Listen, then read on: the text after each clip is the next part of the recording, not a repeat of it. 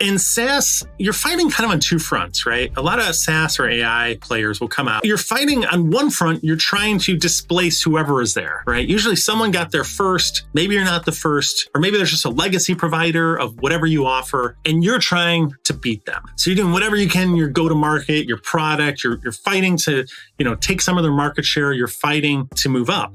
And generally, a lot of times people will come in the SMB space. They'll start there first. It's, a little bit easier, especially if you're doing a POG motion. But regardless, you're trying to, you're fighting on one front to take out the incumbent, the legacy provider. What ends up happening a lot of times is maybe you do beat that product, right? Maybe you do, you beat the established one there. But by doing that, you're like, I'm just going to focus on the enterprise, or I just keep adding feature after feature after feature after feature. And you hit this point where you're like, okay, should we even address that SMB segment, or we're not making as much, like we're making way more on, these big companies. So a lot of times companies will either abandon it or they'll just not even care anymore, right? They won't even have a pricing plan that looks at that. But what ends up happening is all of a sudden now you've opened up a new front.